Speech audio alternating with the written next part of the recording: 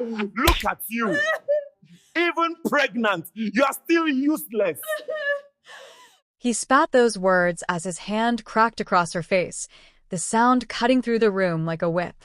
His friends roared with laughter, slapping their thighs, cheering him on like her pain was Saturday night entertainment. She stood there trembling, 7 months pregnant, one hand on her swollen belly, the other wiping away tears they mocked as drama. To them, she was nothing. A village girl to be humiliated. A wife to be broken. A woman too weak to fight back. But they forgot something. A woman pushed to the edge doesn't stay there. She rises.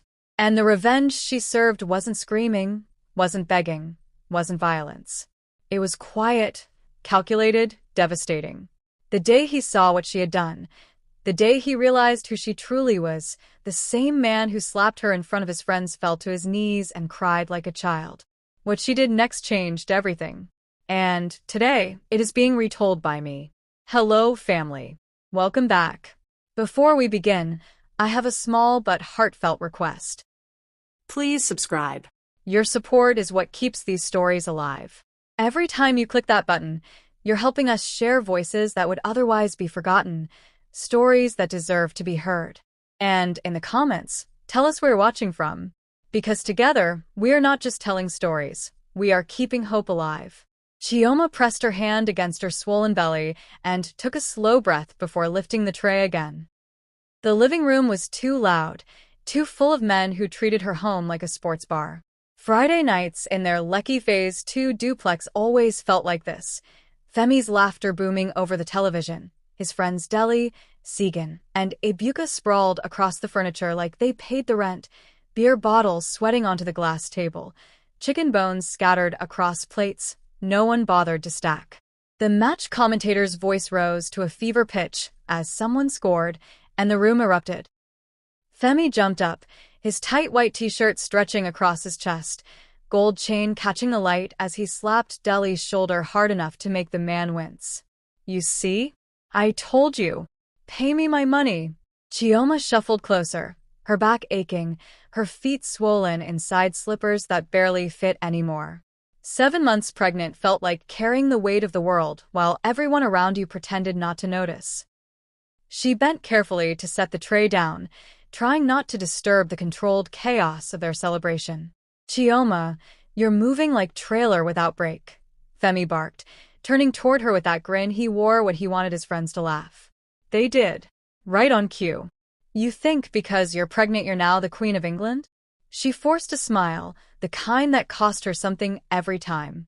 I'm coming, she whispered, but the words barely made it past the noise. As she leaned forward to place a cold bottle near his hand, Femi grabbed it too quickly, yanking it from the tray before she could set it down properly. The liquid sloshed over the rim, spilling across his fingers and onto the armrest. His face changed instantly from amusement to something sharp, something dangerous. See your life, he shouted, rising from the couch. The room went quiet except for the television. You can't even carry ordinary drinks. What will you now carry, this child? Chioma's cheeks burned. I'm sorry, she whispered, reaching into her pocket for a napkin. I'll clean it, The slap came before she could finish. His palm cracked across her face, so hard her vision blurred, and the sound echoed through the room like a gunshot. The tray flew from her hands. Glass shattered against the tiles. Her head snapped sideways and she stumbled, one hand flying to her belly as the baby kicked violently, reacting to the shock that ripped through her body. Then came the laughter. Deli whistled low. Segan slapped his thigh, doubled over. Ibuka pointed at her like she was a punchline, his mouth wide with cruel delight. Femi. Deli cackled. You still get hand, oh. One slap reset her like decoder. Even the boys outside on the balcony leaned in, grinning, entertained. The television commentary blended with their mockery as Femi stepped closer, chest heaving, lips curled into something uglier than anger, satisfaction. Look at you, he spat, his voice dripping with contempt. Even pregnant, you're still useless. Chioma est si grand. Tears spilled before she could swallow them back, not from the pain, though her cheek throbbed hot and furious, but from the knowledge that the man who once knelt in church, thanking God for her, now used her as entertainment for men who wouldn't remember her name tomorrow. She tried to turn away, to hide, but Femi grabbed her chin, forcing her eyes up. "Better learn to behave," he growled. "I can marry 10 more girls in Lagos that are finer, slimmer, and more respectful than you. If not for me, who would marry a village girl from Oak?" Another round of laughter rolled through the room. Chioma felt her knees weaken, but she forced herself to stay upright. She staggered toward the kitchen, holding her cheek, her child kicking again, as if trying to comfort her from the inside. What she didn't see, what no one noticed in the chaos, was Femi's younger cousin Kelechi sitting half in shadow near the corner, his phone still raised where he'd been casually recording the celebration. The camera had caught everything. The slap. The insults. The way her body folded protectively around her unborn baby. The red light blinked once, then went dark as he lowered the phone, his face frozen in something between horror and guilt. Chioma woke to the sound of Femi humming in the bathroom. Humming. Like the night before had been nothing more than another Friday, another match, another round of drinks with the boys. She lay still, her cheeks still tender, her body exhausted from crying silently into her pillow until sleep finally claimed her. When he emerged, dressed in a crisp shirt and smelling of expensive cologne, he didn't look at her, didn't ask if she was okay, didn't acknowledge the faint bruise blooming across her face. He just grabbed his watch from the dresser and said, "Make sure you cook something proper today. My mother might stop by." Chioma's throat tightened, but she said nothing. What was there to say? That he'd broken something in her last night? That she'd spent hours staring at the ceiling wondering how much more she could endure before she disappeared entirely? He left without another word, the door closing with a finality that made the silence heavier. She forced herself up, moving slowly toward the kitchen. Every step felt like walking through water. She made tea she didn't drink, stared at bread she couldn't eat, and tried to ignore the way her hands trembled when she touched her belly. "I'm sorry," she whispered to her baby. "I'm so sorry you saw that." Her phone buzzed on the counter. She glanced at it, expecting another controlling message from Femi, another reminder to stay in line. But the notification was from an unknown number. A WhatsApp message. A video file. Her heart lurched. She hesitated, finger hovering over the screen, then pressed play. The video loaded slowly, and then she saw herself, standing in the living room, the tray in her hands, Femi's face twisting with rage. The slap, loud, brutal, unmistakable. Her body folding. The laughter that followed, sharp and cruel. His voice, even pregnant, "You're still useless." Chioma's breath caught in her throat. She felt naked, exposed, violated all over again. But as the shock faded, she noticed something. The angle. It wasn't from the front. It was from behind the men, slightly low, like someone had been filming secretly. Not to mock her, to capture the truth. Before she could process it, another message appeared. "If you are tired of suffering in silence, meet me tomorrow at 11 a.m. inside the small cafe opposite Yaba bus stop. Don't tell Femi. Come alone." Chioma stared at the words until they blurred. Her first instinct was fear. Lagos was full of traps, full of people who preyed on the desperate. This could be anything: blackmail, gossip, another way to humiliate her. She should delete it. Pretend she never saw it. But the baby kicked. Hard. Insistent. Like a tiny fist pounding against her ribs, urging her forward. She remembered the doctor's last warning about stress. Remembered her mother's voice from years ago. Izigbo NWA, "Foolish love can kill a woman faster than poison." Remembered the way Femi's friends had laughed while she bled dignity onto the floor. She looked at the message again. Tomorrow. 11 a.m. A café. A stranger, who had proof of what happened. Her finger hovered over the delete button, but she couldn't press it. Instead, she typed back slowly, carefully, her heart hammering. "Who are you?" The response came almost immediately. "Someone who knows you deserve better. Will you come?" Chioma closed her eyes. The baby kicked again, softer this time, like a question. Like hope. She took a shaking breath and typed one word. Yes. The next morning, after Femi left for his car wash, barking orders about pepper soup and reminding her that his mother would inspect her pregnancy soon, Chioma stood in front of the mirror. The swelling on her face had gone down slightly, but the shame hadn't. She touched her cheek gently, then looked down at her belly. I don't know what I'm walking into, she whispered. But I have to try. For us. She grabbed her bag, tucked her hospital card and antenatal file inside, and quietly left the house. She took the cheapest bolt she could find, watching the streets of Lagos blur past the window, her heart pounding with every kilometer that brought her closer to the cafe. Closer to whatever came next. When the driver dropped her off, she stood on the sidewalk for a long moment, staring at the small cafe across from the Yaba bus stop. It looked ordinary. Warm. Unremarkable. But inside, someone was waiting. Someone who knew her story. Someone who might be able to help. The baby kicked once more, and Chioma took a deep breath. Then she walked inside. The cafe smelled like coffee and warm bread, a sharp contrast to the chaos of Lagos humming just outside the windows. Chioma stepped inside slowly, one hand instinctively resting on her belly, her eyes scanning the small space until they landed on a woman sitting in the corner. Slim, dressed in a plain ankara, waving her over with a gentle smile that somehow made Chioma's guard drop just slightly. Chioma, the woman asked as she approached. Chioma nodded, unable to find her voice yet. My name is Mercy. The name hit her like a memory surfacing. Mercy, the quiet paralegal from church. The one who always took notes during women's fellowship, who never spoke unless she had something worth saying. You sent the video? Chioma whispered, sliding into the seat across from her.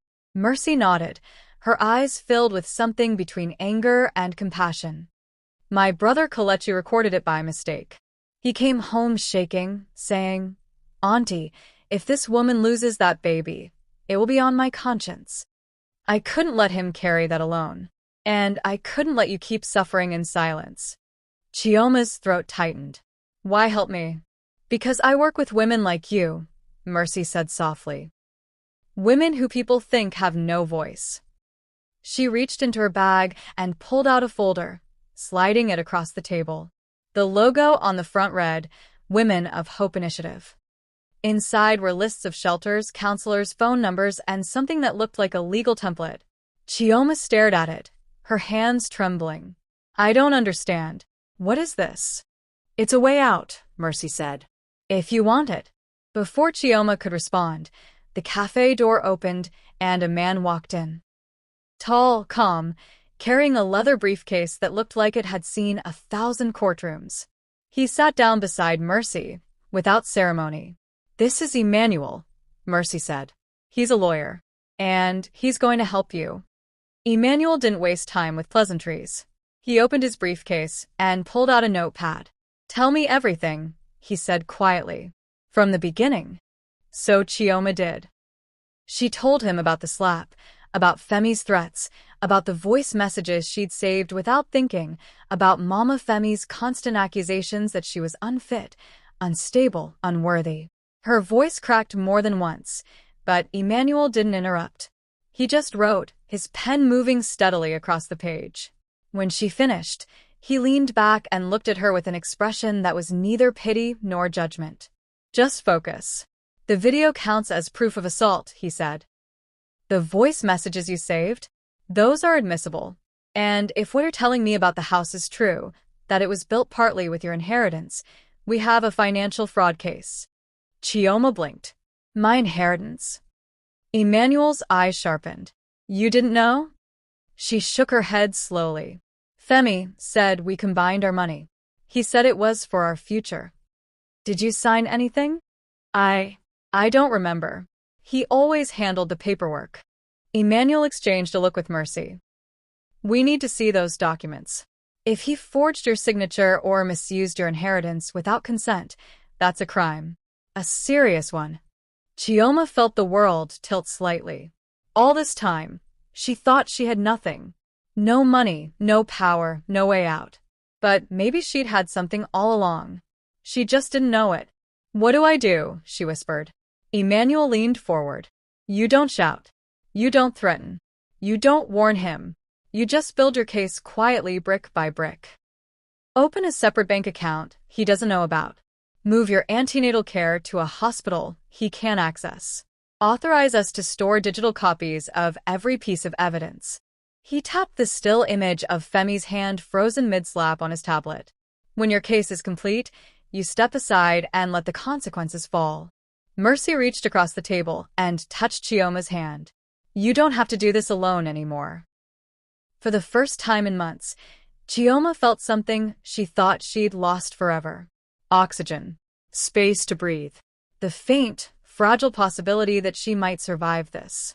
She looked down at her belly, then back up at the two people who had become her lifeline. "What do I do first?" she asked, her voice steadier than it had been in weeks. Emmanuel smiled faintly.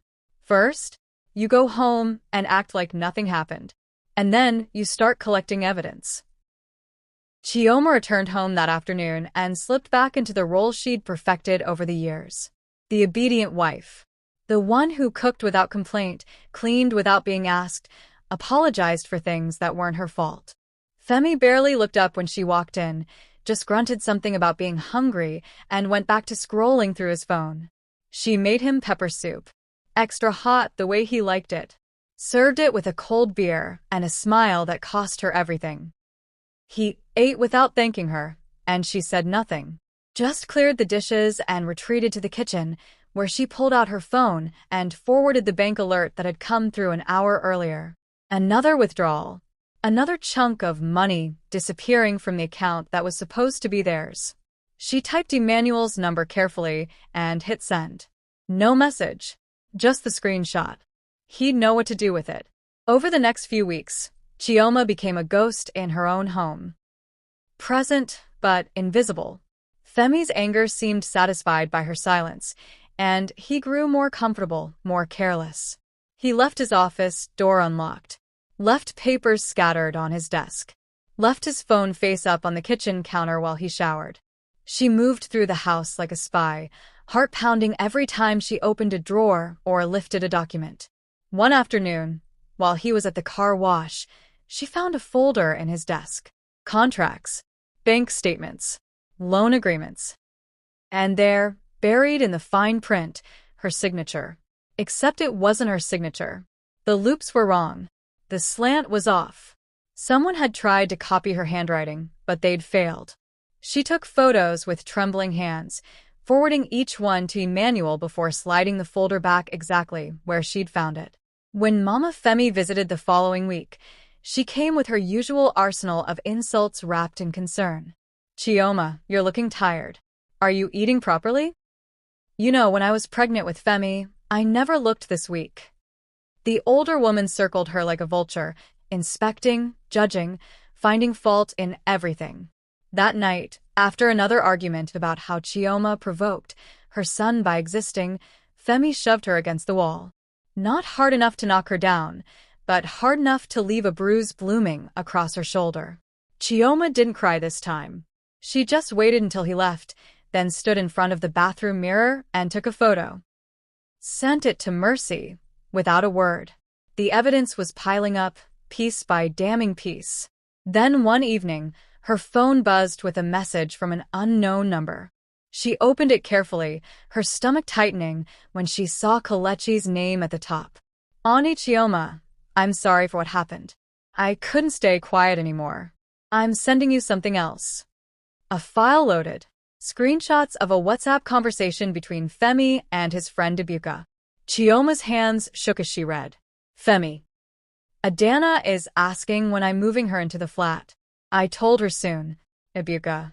What about your wife? Femi. Let her go back to All Oak. My mother will collect my son, and we'll raise him properly. She was only useful for the pregnancy, anyway." Chioma felt something inside her crack wide open. Not sadness this time. Something colder. Sharper. She stared at the words until they blurred, then forwarded the entire conversation to Emmanuel. His response came quickly. "This is gold. Keep going." We're almost there. She sat on the edge of the bed, one hand on her belly, the other gripping her phone. The baby kicked, strong and insistent, like a reminder that she wasn't just fighting for herself anymore. Femi came home late that night, smelling like alcohol and perfume that wasn't hers. He didn't notice the way she watched him, didn't see the quiet resolve settling into her bones. He thought he'd broken her. He thought she was too weak, too dependent, too afraid to do anything but obey. He had no idea that the woman he'd slapped, humiliated, and threatened was building a case against him, brick by quiet brick. And when it was complete, when every piece of evidence was locked in place, she would step aside and let everything he'd built come crashing down. Emmanuel called Chioma on a Wednesday morning while Femi was at the car wash. His voice was calm but carried an edge of urgency. "We have enough. It's time to file." Chioma's heart hammered against her ribs. "Are you sure?" "I'm sure," he said. "The video, the photos, the bank documents, the forged signatures, the nurse's testimony about your blood pressure and stress, it's all there. We filed for legal separation and emergency protection. If we do this right, he won't see it coming until it's too late." She met him at his office that afternoon, moving carefully through the streets like someone being followed. Inside, Emmanuel had everything laid out on his desk. The petition was thick, organized, devastating. Every piece of evidence she'd collected over the past weeks was attached. The slap captured on video. The bruises documented with timestamps. The bank statements showing money drained from her inheritance.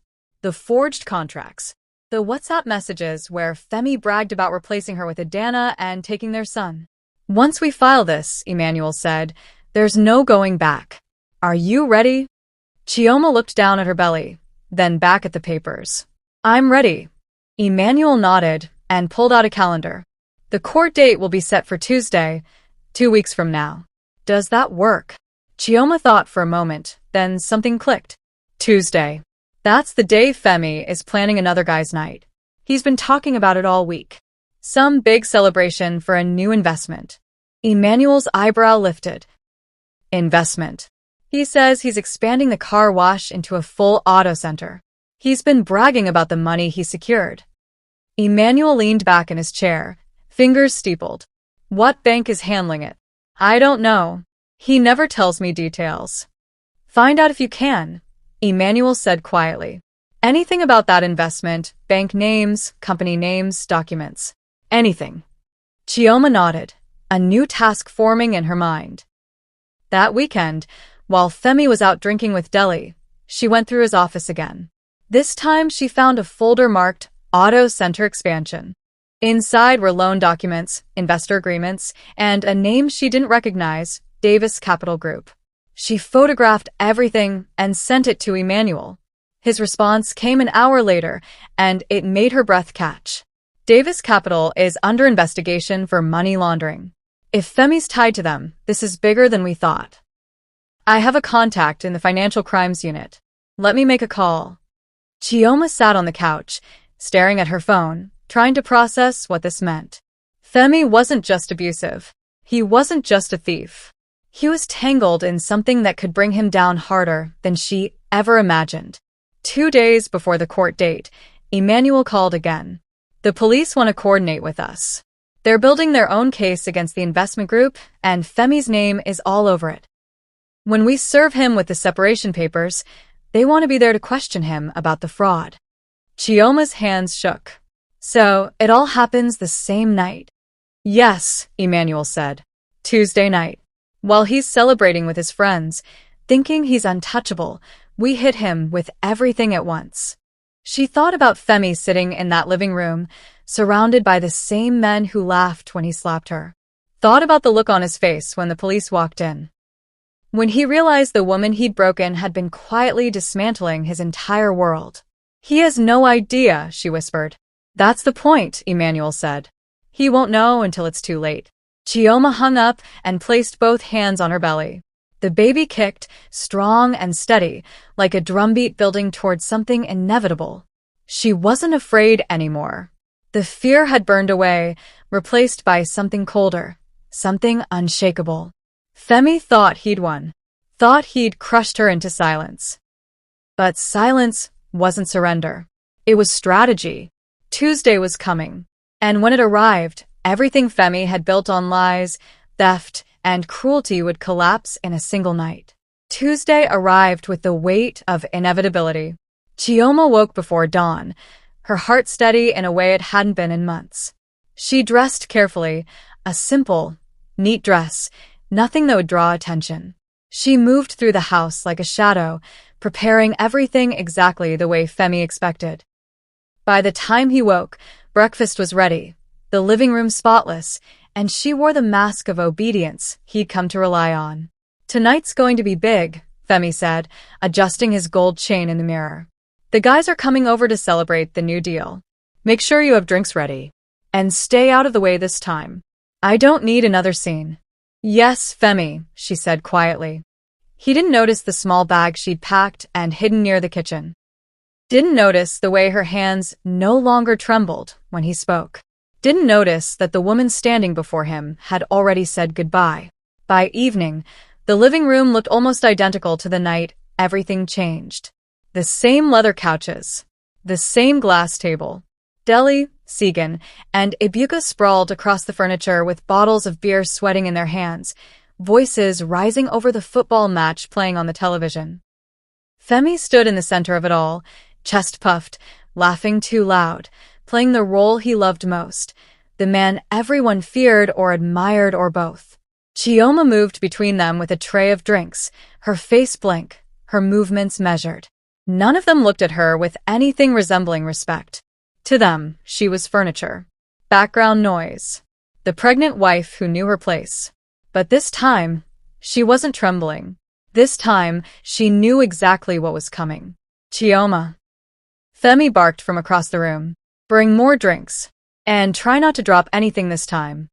Laughter rippled through the room. She set the tray down without a word, then stepped back toward the kitchen, her small bag tucked close to her side.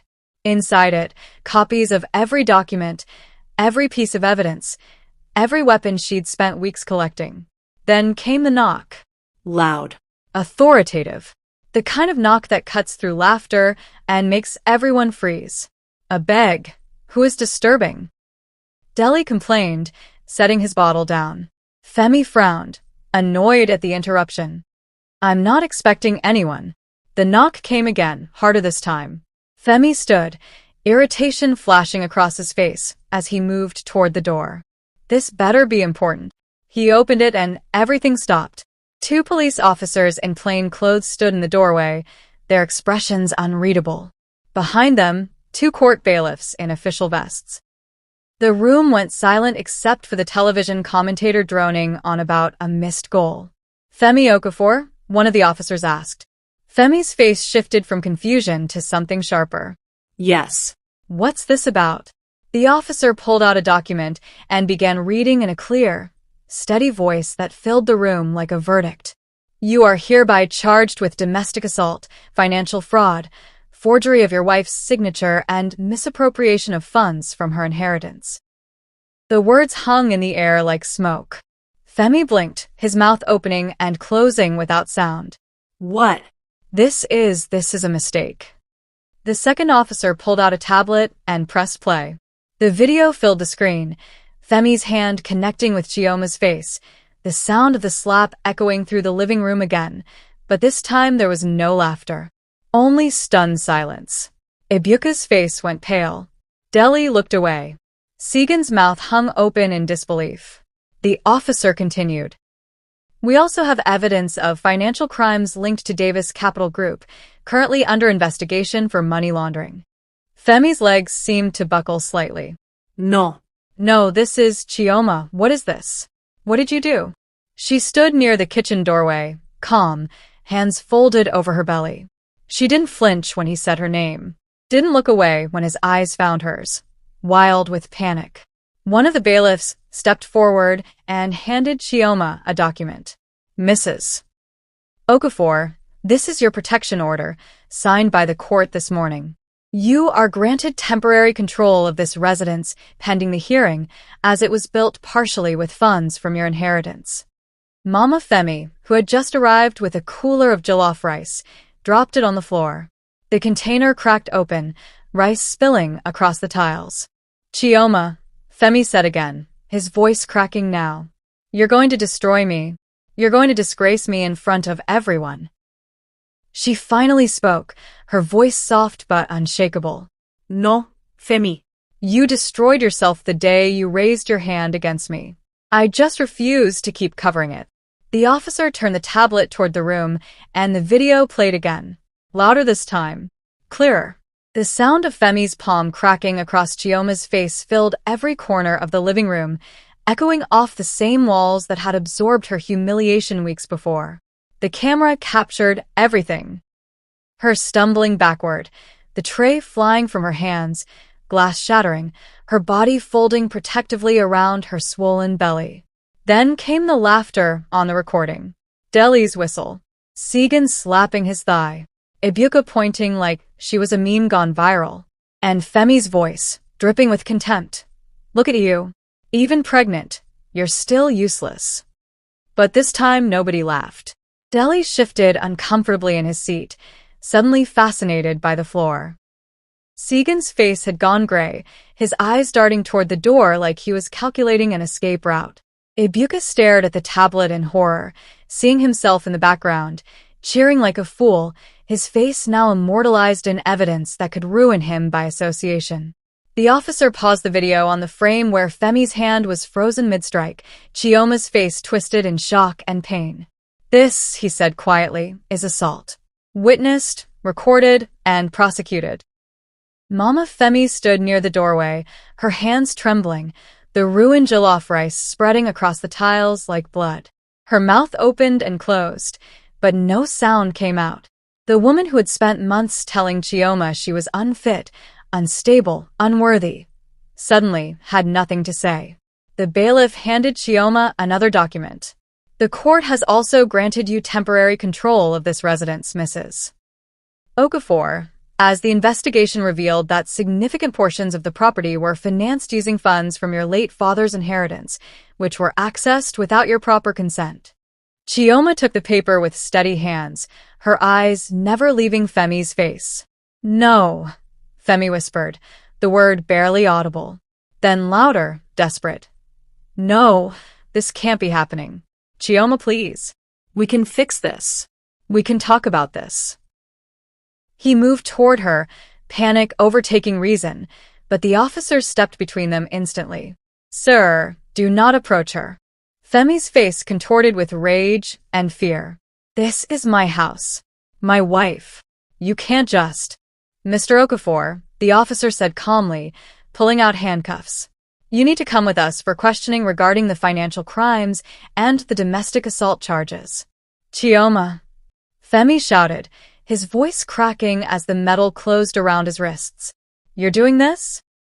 You're destroying me? After everything I've done for you? She finally spoke, her voice so quiet it cut through his shouting like a blade. You did this to yourself. Femi's knees buckled then, and he sank toward the floor, the officers holding him upright. He looked around the room wildly, searching for support, for someone to defend him, to tell him this wasn't real. But his friends had already moved away. Deli stood near the door, phone in hand, pretending to check messages. Segan had grabbed his jacket, muttering something about needing to leave, about having somewhere to be. Ibuka backed toward the balcony, hands raised like he wanted no part of whatever was happening. Deli. Femi called out. Segan. Tell them this is insane. Deli wouldn't meet his eyes. I have to go. My wife is calling. Segan. Segan shook his head, already halfway to the door. I can't get involved in this, bro. I have a family, a reputation. One by one, the men who had laughed when Femi slapped her, who had called her useless, who had treated her pain like entertainment, they all backed away. None of them wanted to be associated with a man whose crimes were now public, whose violence was now evidence, whose downfall was now inevitable. Mama Femi finally found her voice, shrill and desperate. Chioma, you can't do this. He's the father of your child. Chioma turned to her slowly, and for the first time in months, She didn't lower her gaze. He stopped being a father the moment he chose to hurt us. The officers led Femi toward the door, and he fought against them one last time, twisting back toward Chioma with wild eyes. You'll regret this. You'll lose everything. She placed both hands on her belly and spoke the last words he would hear from her that night. I already lost everything the day I married you. Now I'm just taking it back. The officers dragged Femi past the shattered remains of his carefully constructed image, and as they reached the doorway, his legs finally gave out. He dropped to his knees on the same cold tiles where Chioma had once stood trembling, clutching her pregnant belly, tears streaming down her face while his friends laughed. Now those tiles held him, and no one was laughing. Please, he whispered, his voice breaking. Chioma, please, don't do this. But she had already turned away. The door closed behind him with a finality that echoed through the empty house. The court hearing came 3 weeks later. Chioma sat in the front row with Emmanuel beside her, Mercy on her other side, and a folder thick with evidence resting on her lap. Femi's lawyer tried everything, claimed she was exaggerating, suggested she was emotionally unstable, implied she had orchestrated the entire situation for money. But when Emmanuel presented the video, the forged signatures, the bank statements showing systematic theft, and the testimony from the antenatal nurse documenting Chioma's stress-induced health complications, the judge's expression hardened. The ruling was swift and absolute. Full custody to Chioma. Femi's assets frozen pending investigation. His car wash business seized as proceeds of fraud. A permanent restraining order keeping him at least 500 meters away from her and their child. Femi sat in the defendant's chair, his expensive clothes rumpled now, his gold chain gone, his face hollow. When the judge asked if he had anything to say, he just shook his head. There was nothing left to say. The truth had already spoken for him. But the story didn't end in the courtroom. Mercy's organization, Women of Hope Initiative, had been documenting Chioma's case with her permission. The video of the slap, combined with her testimony and the evidence of systemic abuse, became part of a documentary they produced about domestic violence and financial exploitation. It played in churches across Lagos, Abuja, Port Harcourt. It spread through WhatsApp groups like wildfire. Mothers sharing it with daughters, wives sharing it with sisters, women everywhere watching and saying, "This could have been me." Chioma's face became a symbol, not of victimhood, but of survival, of strategy, of a woman who refused to stay silent. Meanwhile, Femi's world had shrunk to almost nothing. The business he'd bragged about was gone, auctioned to pay back the money he'd stolen. The house in Lekki Phase 2 was no longer his. The friends who used to fill his living room with laughter had deleted his number, erased him from their lives like he'd never existed.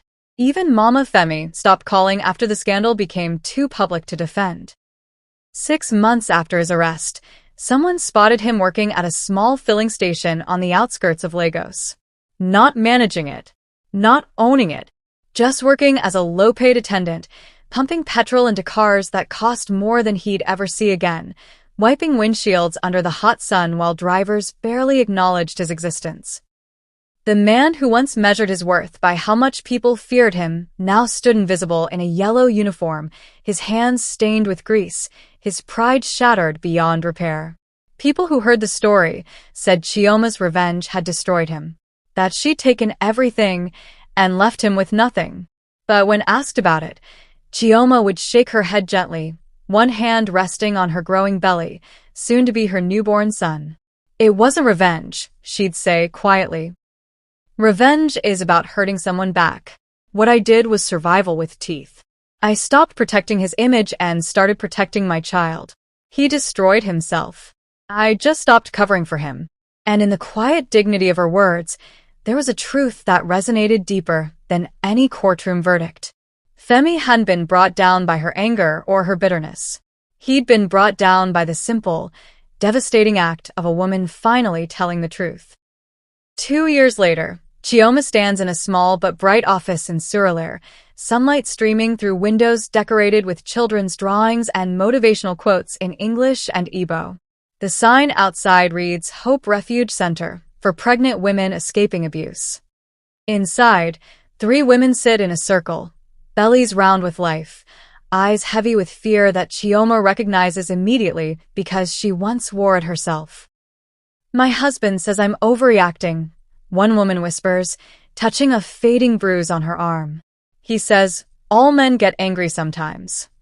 Chioma sets down her tea and leans forward, her voice gentle but firm. Anger doesn't give anyone the right to hurt you. And you're not overreacting. You're surviving. She tells them her story then, the way she's told it dozens of times before. Not with bitterness or shame, but with the calm clarity of someone who walked through fire and came out holding something precious.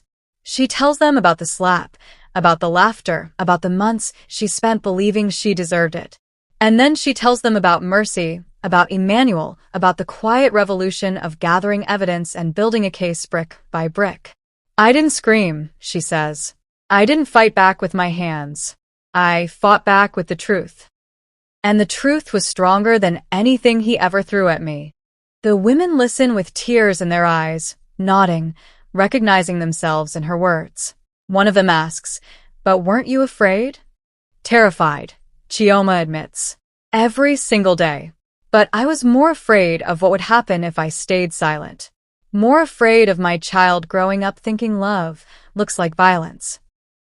Her son, now a healthy toddler, plays quietly in the corner with blocks, his laughter occasionally punctuating the conversation like hope breaking through. The center has helped 23 women so far. Some have left abusive marriages. Some have pressed charges. Some have simply found a safe place to think, to breathe, to remember they are worth more than the lies they've been told. Chioma's story has traveled far beyond Lagos. The documentary has been viewed thousands of times, shared across continents. Women in America, Canada, the UK watch with their hands over their mouths, typing in the comments, "If that were my daughter. This could have been me. I'm sharing this with everyone I know." Each view, each share, each message becomes part of a larger chorus, a reminder that silence protects abusers, but voices break chains. Chioma walks one of the women to the door, pressing a card into her hand with Emmanuel's number and Mercy's contact. "You don't have to decide today," she says softly. "Just know that you have options. And you're not alone." When the women leave, Chioma returns to her desk and opens her laptop. She's recording a new video for the center's social media, her face calm, her voice steady as she looks into the camera and speaks directly to whoever might be watching, whoever might need to hear it. "A slap in front of his friends became the day I stopped protecting his image and started protecting my child," she says. "That decision saved us and finished him. Not because I wanted revenge, but because I finally understood something important. My silence was his power. And the moment I took that silence back, his power disappeared."